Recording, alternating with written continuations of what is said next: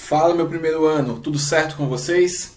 Semana de simulado Enem e nada mais importante do que fazer uma revisão das aulas que vão cair, que vão ser cobradas para vocês, tanto na matemática A como na matemática B.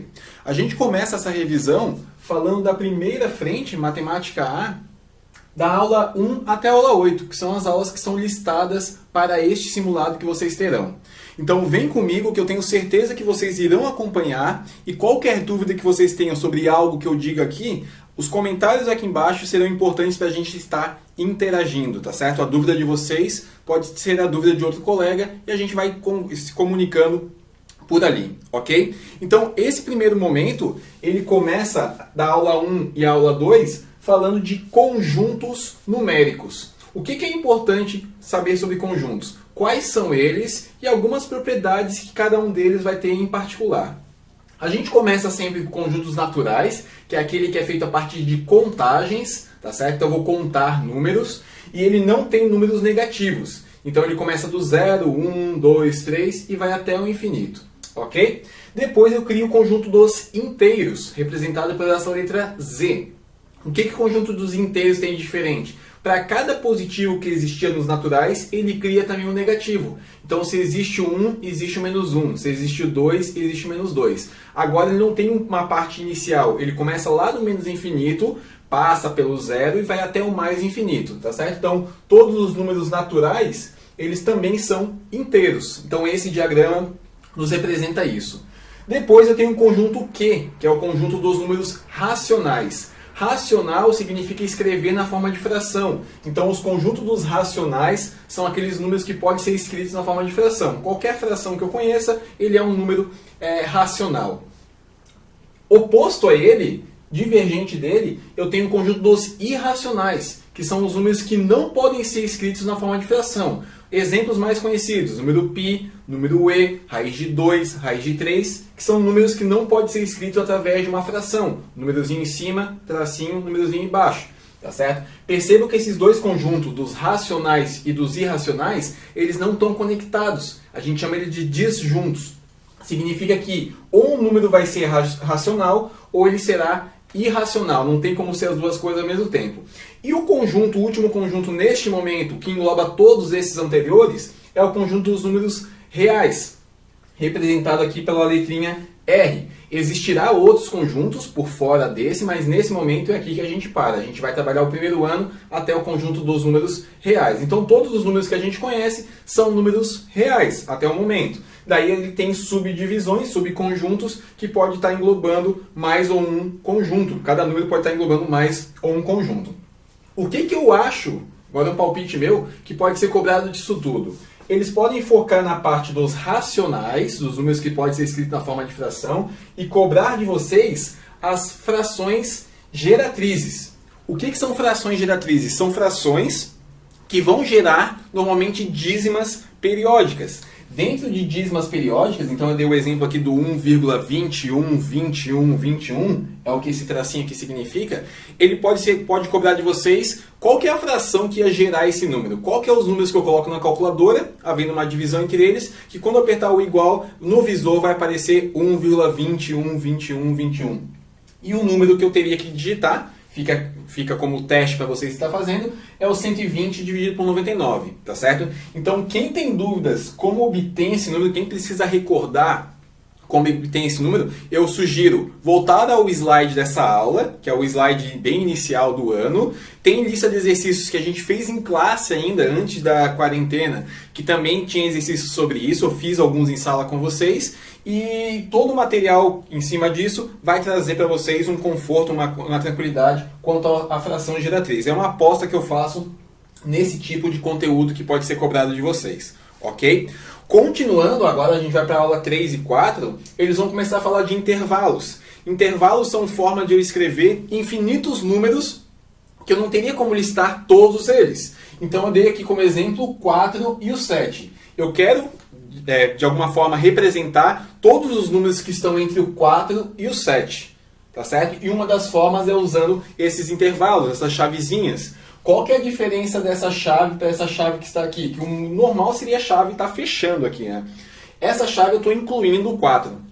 E essa chave eu estou excluindo o 7. Eu quero números do 4 até o 7, mas eu incluo o 4 e eu excluo o 7, tá certo? Então eu tenho que pensar que esse intervalo é um intervalo real. Então tem infinitos números aqui dentro. Não é apenas o 4 e o 7 que estão. Não é o 4, o 5 e o 6 que está. São números reais. Então tem todos os números. Pensa numa reta real, compreendidos entre o 4 e o 7. Isso fica mais fácil de entender, de visualizar, através dessa representação, que é uma representação gráfica. Então o 4 ele vem para cá, e o 7 vem para cá. Outra anotação importante, bolinha aberta no 7, né? Bolinha aberta que eu não quero o 7, e bolinha fechada no 4, porque eu quero aquele 4. Então a bolinha aberta está relacionada com esse colchetes. Bolinha fechada está relacionado com a bolinha aberta, desculpa, está relacionada com esse colchetes. É uma outra forma de escrever. Isso e isso aqui são números entre 4 e 7. E a última forma, uma forma mais estendida, é essa forma que usa essas chaves. O que ele está dizendo? Que todos os meus números são números reais. Só que estes números são maiores ou iguais a 4, então é o 4, 4,1 e assim por diante, e são menores do que 7. Eu não quero 7, por isso que aqui eu coloquei que eu quero 4 e não quero 7. Tá certo? E todos os números x, eles estão entre esses valores. Ok? Então, são formas de escrever infinitos números dentro de um conjunto, onde eu estou limitando o início desse conjunto e o fim desse conjunto. O que pode ser cobrado além disso? Pode ser cobrado a questão das operações entre esses conjuntos. A gente viu 3 operações básicas, que é a união, a interseção e a diferença desse conjunto A pelo conjunto B. Uma forma de representar é através desses diagramas. Então, o que seria a união do conjunto A com o conjunto B? União, juntar todos os elementos. Então, eu tenho isso daqui, ó. Inclusive esse do meio e o B. Eu estou pegando todos os elementos que estão no A, todos os elementos que estão no B e o que está entre eles, ou seja, o que está em comum entre eles. O que seria a interseção? A interseção seria só o que está no A e no B simultaneamente. Tá certo? Eu não pego elementos que estão aqui porque eles não estão aqui. Eu só pego o que está entre eles. E o que seria o A menos o B? Eu vou pegar elementos que estão no conjunto A e não estão no conjunto B. Então eu vou pegar esses elementos que estão no conjunto A e eles não estão no conjunto B. Se eu pintasse isso aqui também, teria elementos que estão no conjunto B. Então eu estaria fazendo coisa errada. Se eu invertesse B menos A, eu só ia pintar esse espacinho aqui, ó. São elementos que agora estão no conjunto B e não estão no conjunto A, ok? O que eu acho que pode cair, pode ser cobrado de vocês? A gente fez exercícios em sala, tem nos slides, fizemos exemplos no material, teve como tarefa mínima do plural e a gente também fez esses exercícios referente a esse assunto. Esses conjuntos eles podem ser cobrados em questões interpretativas, onde o aluno terá que montar esses diagramas, chamado diagrama de Venn, e jogar os valores que são colocados no enunciado. O que é importante? Sempre começar da interseção. Então, por exemplo, eu tenho alunos que fazem inglês, alunos que fazem espanhol e alunos que fazem as duas disciplinas. Eu ia começar a colocar o número dos alunos que fazem as duas disciplinas. Depois eu viria para o inglês e depois eu viria para o espanhol, ou depois eu poderia vir pelos alunos que não fazem nenhuma das disciplinas, tá certo? Então sempre começo desse meinho. Isso aí foi uma coisa importante que a gente fez questão de estar sempre frisando. Sempre começar desse meinho. Quando eu coloco um número aqui no meio, depois eu tenho que subtrair pelos alunos que fazem inglês e espanhol, por exemplo. Então eu começo do meio, faço a subtração e coloco para cá. Começo do meio, faço a subtração e coloco para cá. Tem bastante exemplo que a gente fez quanto a isso. É um assunto que eu julgo bem importante e eu já imagino questões que podem ser cobradas desse assunto. O que é o erro que o aluno comete? Normalmente ele pega os valores que estão no enunciado, simplesmente pega os valores e começa a colocar dentro desses balãozinhos. E estaria errado porque ele não estaria fazendo a conta que é exigida, que é uma subtração entre eles, ok? Então atenção nesse tipo de problema, se precisar se aprofundar, tem bastante material que a gente já fez. Vamos agora para a aula 5 e 6 dessa frente A, tá certo? Já passamos na metade e agora vamos para a aula 5 e 6. O que ela trata? Ela trata de produtos notáveis e fatoração. Tá certo? São operações contrárias. Produtos notáveis, eu, na verdade, faço multiplicações. Fatoração, eu volto a essa multiplicação. Então, são operações contrárias que a gente consegue tratar de uma única forma, de uma única vez. O que é isso daqui? Isso aqui, na verdade, é uma multiplicação que eu vou fazer entre os números que estão fora pelos números que estão dentro do parênteses. Então é x vezes y, está aqui. Claro que isso aqui pode ser representado por números, letras. E x vezes w, estaria aqui. Tá certo? Então, eu peguei um produto notável e eu transformei ele agora através dessa multiplicação. Só que o que pode ser cobrado de vocês? Ao invés de a questão passar isso aqui, ela pode passar isso aqui do lado direito e cobrar a fatoração, que seria um fator comum em evidência. O que ele está perguntando? O que há em comum no primeiro termo e no segundo? Esse caso é o x. Esse x é o fator comum. E eu coloquei ele em evidência. Então, daqui para cá, eu fiz multiplicação. Daqui para cá, eu estou fazendo fatoração. É uma via de mão dupla. Eu vou multiplicar daqui para cá e eu vou fatorar daqui para cá. E dentro do parênteses, eu coloco aquilo que eu não utilizei, que nesse caso é o x, desculpa, é o y, e nesse caso é o w. Então, daqui para cá, eu coloquei o fator comum e coloquei dentro do parênteses aquilo que eu não usei. Qual que é o segundo caso de produtos notáveis? É um caso que eu tenho dois parênteses se multiplicando. Vou colocar um pontinho aqui para reforçar. Ok? Não precisaria, mas eu estou reforçando. Onde eu teria que fazer o chuveirinho. Só que quando eu faço o chuveirinho disso daqui, vão aparecer 4 termos. 1, 2, 3 e 4. Só que sempre, quando o sinal de dentro entre eles forem opostos, um positivo e um negativo, mantendo os mesmos números, os do meio vão se anular. Tá certo? Então não precisa estar apresentando esses valores, porque sempre vai ficar um positivo e um negativo, eles vão se cortar. O que eu tenho que fazer simplesmente? Faz essa multiplicação, que no caso vai dar x ao quadrado, e faz essa multiplicação que vai dar menos, regra de sinal, y ao quadrado. Esse é um produto notável que eu faço da soma pela diferença. Só que a questão pode fornecer isso daqui e querer que tu fatore. Por algum motivo a fatoração ela é bem utilizada. Então, quando a questão de fornecer isso daqui, o que ele está querendo que tu faça? Que tu chegue em algo parecido com isso. Como é que tu faz isso? Tu pega o primeiro termo e tira a raiz quadrada. Está aqui o x. Pega o segundo termo e tira a raiz quadrada. Está aqui o y. Tu vai repetir os mesmos resultados dentro do outro parênteses, só que um é positivo e o outro é negativo. Ok? Então, sempre quando eu tiver a diferença de dois termos ao quadrado, é isso que eu faço. Raiz quadrada é raiz quadrada. Dentro do primeiro parêntese e dentro do segundo, os mesmos valores. O que muda são esses sinais. Ok? E o terceiro e último caso que a gente viu de produtos notáveis de fatoração, na verdade são dois casos dentro do mesmo, que a única coisa que muda é um sinal que está aqui, ó. Tá certo? Então eu tenho dois termos somando, subtraindo, só que eles estão ao quadrado. Só que o que é algo ao quadrado? É ele vezes ele mesmo. Então se eu fizesse esse cara vezes ele mesmo, eu ia chegar nisso daqui, ó. Tá certo? De forma simplificada, porque eu teria 4 termos e dois termos do meio, eles iam se unir. Ok? São termos semelhantes. Como é que eu faço agora para sair daqui e chegar nisso daqui? Eu faço simplesmente o seguinte, o quadrado do primeiro termo, tá aqui. 2 vezes o primeiro vezes o segundo, tá aqui. O quadrado do segundo termo, tá aqui. Qual que é o cuidado que eu tenho que ter? O sinal. O sinal que está aqui no meio, entre eles, é o mesmo sinal que eu vou utilizar. Se aqui é mais, aqui vai ser mais. Se aqui é menos, aqui vai ser menos. Esse sinal é sempre positivo, ok? Então o que eu fiz foi um chuveirinho, foi um produto de um parênteses vezes ele mesmo. E de forma mais simples é o quadrado do primeiro termo, 2 vezes o primeiro vezes o segundo, mantendo o sinal do meio, mais o quadrado do segundo. Como que eu poderia pensar agora de forma oposta? A questão de fornecer isso aqui e tu quer fatorar, tá certo? Então, quando ele pedir fatore isso daqui, significa escrever nesse formato. Eu tiro a raiz quadrada do primeiro, tá aqui. Tiro a raiz quadrada do último, tá aqui. E pego o sinal do segundo. Então, raiz quadrada do primeiro é x, raiz quadrada do segundo é y. E eu pego esse mesmo sinal e encaixo do segundo termo e encaixo ele ali. O importante, não esqueçam que isso tem que colocar ao quadrado, tá certo? Então, tem lista de exercícios também sobre esse assunto, tem questões que a gente fez em sala. Quem tiver dúvida e quiser reforçar isso, refaz as questões que tem bastante material ali aparecendo.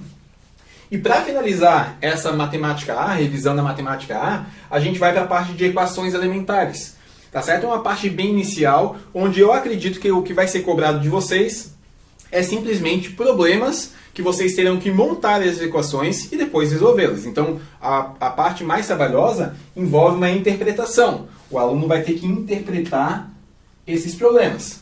Depois, o cuidado que eu peço para vocês, e isso não precisa fazer com pressa, é tomar cuidado com os sinais, tá certo? Errou um negativo ali no meio, ou um positivo, vai perder toda a conta, tá certo? Então, sinais é outra coisa importante.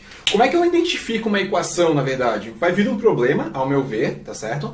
Onde ele vai pedir algo dentro dele, mas sempre vai aparecer um sinal de igual. Então, equações está relacionado com uma igualdade. E é esse detalhe que eu peço para vocês. Analisou uma igualdade entre dois termos, né? Eu tenho o termo da esquerda e termos da direita. Aqui vai ter números e letras, normalmente x. Tu vai ter que interpretar certo problema para montar normalmente essa equação e depois tomar cuidado com os sinais, ok? Qualquer dúvida também tem exercícios que a gente já fez juntos dessa parte de equações elementares. Eu apostaria nesse tipo de questão, onde ela dá para vocês um problema e vocês montem, vocês vão ter que montar as equações e não ela pronta. Mas é sempre uma novidade o que vai ser cobrado no simulado do Enem que o ângulo vai fornecer para vocês, ok? Então finalizamos a revisão da matemática A, referente à aula 1 e 8, e agora a gente vai para a matemática B. Voltamos agora com a matemática B. A aula continua sendo da 1 até a 8, e agora vamos ver o que essa frente nos passou de conteúdo até esse momento. A gente começou a trabalhar esse ano com a questão de razão e proporção. Então, algo que eu tentei todas as aulas estar falando com vocês era esse macete aqui, ó. Razão é uma comparação onde eu escrevo na forma de fração. Essa fração aqui tem que ser simplificada, tá certo? Lembrem-se disso. E a igualdade de razões forma uma proporção. Então, quando eu igualo razões, eu formei uma proporção. Então, a razão vai vir assim, ó. Tá certo? Isso aqui, só esse ladinho aqui, ó. Ou só esse ladinho aqui, ele é uma razão. Ou seja, eu estou comparando a parte de cima com a parte de baixo, tá certo? Eu estou comparando um número com o outro. Normalmente eu dou exemplo de meninos e meninas numa sala, pessoas que usam óculos, pessoas que não usam, pessoas que falam inglês, pessoas que não falam inglês e assim por diante, tá certo? Gostam de matemática, que normalmente é um número grande, e não gostam de matemática, um número pequenininho. Estou fazendo esse tipo de comparação, ok? Escrevi na forma de fração, lembrando que não é a única fórmula, aqui normalmente será assim, ele pode usar até aqueles dois pontinhos que normalmente aparecem em escala, né? Parte de geografia ali é importante, pode ter uma questão aplicada misturando os dois conteúdos, ok?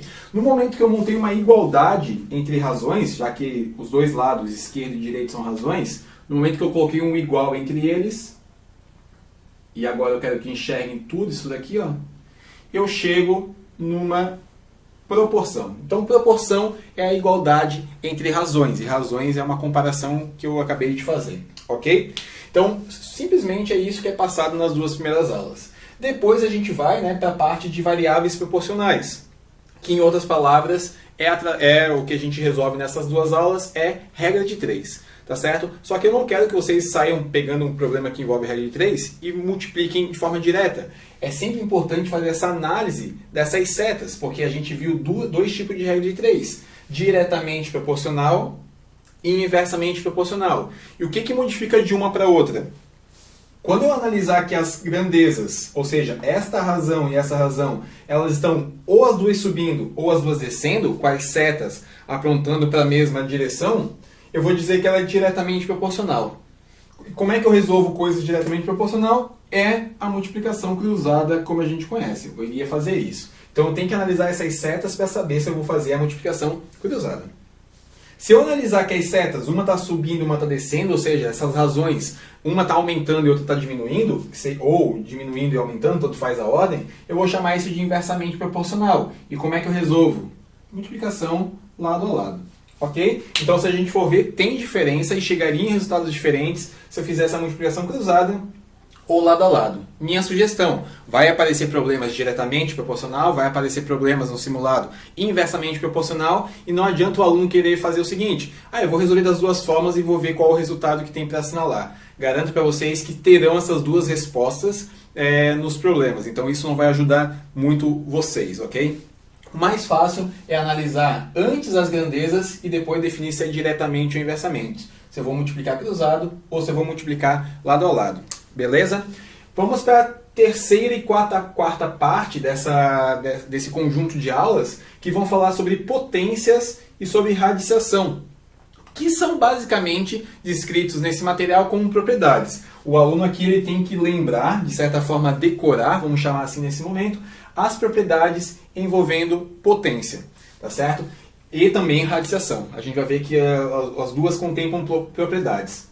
São 5 propriedades de potência, isso está no material de vocês, está nos slides, a gente fez exercício sobre isso. O que diz a primeira propriedade? Em uma multiplicação de bases iguais, eu mantenho a base e somo os expoentes. Então, sempre quando tiver uma multiplicação e os dois númerozinhos de baixo forem iguais, eu mantenho a base e somo os expoentes. Lembrando, o númerozinho de baixo de uma potência é chamado base, aquele lá em cima, que normalmente é menorzinho, é o expoente. Segunda propriedade, bem parecida com a primeira, em uma divisão de bases iguais, eu mantenho a base, mantive o mesmo B, eu não mudo ela, né? não divido, não subtraio nenhum valor, e subtraio agora os meus expoentes. Então sempre estou fazendo a operação com os expoentes. Mas para eu utilizar a primeira e a segunda propriedade, é importante ter bases iguais. Eu só posso fazer a primeira e a segunda se o mesmo número que tiver aqui, ele vai estar aqui também. E mesma coisa para de baixo. Professor, apareceu uma questão que eles não estão com bases iguais. Significa que vocês vão ter que fatorar para estar chegando nesse resultado. A gente fez lista de exercício, eu dei a devolutiva para vocês sobre alguns aspectos de questões que envolviam isso. Não dava bases iguais, vocês transformavam para as bases ficarem iguais, daí sim permite usar a primeira e a segunda propriedade. Então é sempre importante trabalhar com bases iguais. Terceira propriedade, aquela que trata do expoente negativo. Aparecer um expoente negativo, vocês vão ter que dar um jeito de transformar ele para positivo. E qual que é esse jeito? Vocês vão inverter a fração da base.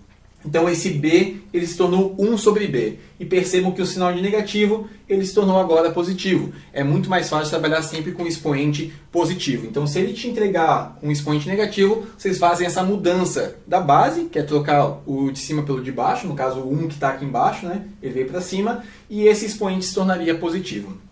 A quarta propriedade bem simples.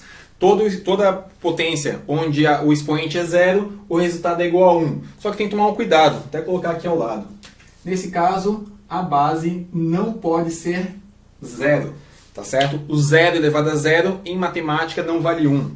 Ele vale uma indeterminação. Falei um pouquinho sobre isso na aula, não quis me prolongar muito quando a gente estava tendo aula presencial, mas sempre isso vai acontecer quando a base for qualquer número, com exceção do 0. E a quinta e última propriedade de potências é aquela que traz um expoente dentro e um expoente fora do parênteses. Simplesmente eu vou manter a base e multiplicar os expoentes, ok? Aqui eu multiplico os expoentes, lá na primeira eu somo. Então fique atento a esses detalhes. E o que eu acho que pode ser cobrado além dessas propriedades para vocês? Uma aplicação que tem dessa aula, da aula de potências, é a questão da notação científica.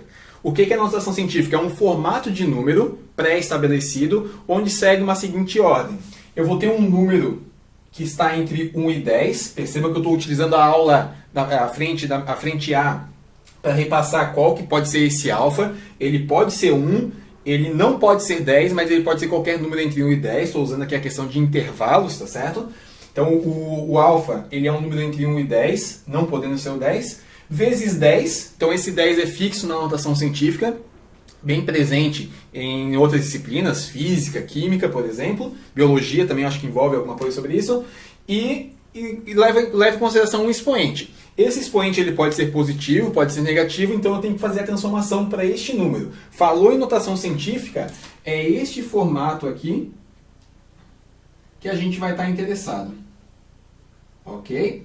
No slide tem uns exemplos bem bacanas, que é onde ele não dá o número na notação científica e a gente transforma para a notação científica, sempre modificando esse expoente conforme eu vou andando com a minha vírgula, tá certo? Então, se precisar reforçar algo sobre esse assunto, que eu acho que vai ser cobrado de vocês no simulado, é interessante rever essa aula, ok? Vamos para a parte agora de radiciação. Radiciação também, o início dela são propriedades. A gente tem que conhecer as propriedades e depois vamos para a parte que daí também eu julgo como necessário estar sabendo. Radiciação aparece 4 propriedades, tá certo? A primeira diz o seguinte: em um produto de dois radicais, onde os índices são iguais, lembrando que índices é esse númerozinho que está fora, aqui eu representei por n e por n, eu mantenho esse índice, tá certo? Como eu mantive lá em cima a nossa base e eu multiplico os números que estão dentro da raiz. Então simplesmente eu vou multiplicar esses dois valores que estavam dentro da raiz por uma raiz só. Então eu tenho várias raízes com os mesmos índices e eu quero escrever uma única raiz. Eu mantenho o índice e vou multiplicando os números que estão dentro. Importante, é uma multiplicação que está aqui. Essa propriedade só é válida para a multiplicação. Também, daí, segunda propriedade, é uma divisão. Seria o mesmo caso da primeira. Em uma multiplicação, eu multiplico dentro dele. E agora, numa divisão, eu faço a divisão dos números. Tá certo? Então, eu transformo para uma única raiz, mantive o mesmo índice, fazendo a divisão dos números que estão dentro dessa raiz. Ok? Terceira propriedade, se eu tiver uma raiz dentro de outra raiz, dentro de outra raiz, e assim por diante. Eu mantenho o número que está dentro da raiz e eu multiplico meus índices. Percebam que aqui eu chamei de M e N, porque eu tenho uma raiz dentro de outra. Então eu multiplico os meus índices. Um exemplo, né? Se aqui for 2, aqui for 3, o meu índice ficaria 6. E este número de dentro permanece igual. Então eu ia tirar a raiz sexta do número que foi colocado. Em alguns casos é mais fácil trabalhar com uma única raiz do que uma raiz dentro do outro. E a quarta, e é o que eu julgo a forma mais importante, eu acho que é aquela que justamente eles vão pegar um pouquinho mais a fundo vocês, é o que mistura potência com radiciação. É uma propriedade que, na verdade, vai trabalhar as duas aulas. Eu tenho uma potência onde o meu expoente é um número fracionário. Sempre que o meu expoente for um número fracionário, desconfiem, vocês querem transformar essa potência para uma raiz. Como é que eu faço? Essa base se torna um número dentro da raiz. Essa fração, já que tem o número em cima e o número embaixo, o número que está em cima vai para dentro da raiz e o número que está embaixo torna índice. Ok? Então eu vou fazer um exemplo só desse caso que eu acho bem importante. Se eu falar algo assim, ó, 25 elevado a 1 sobre 2. Ok? 25 elevado a 1 sobre 2, já que o expoente é uma fração, eu tenho que transformá-lo para uma raiz. O 25 continuaria dentro da raiz.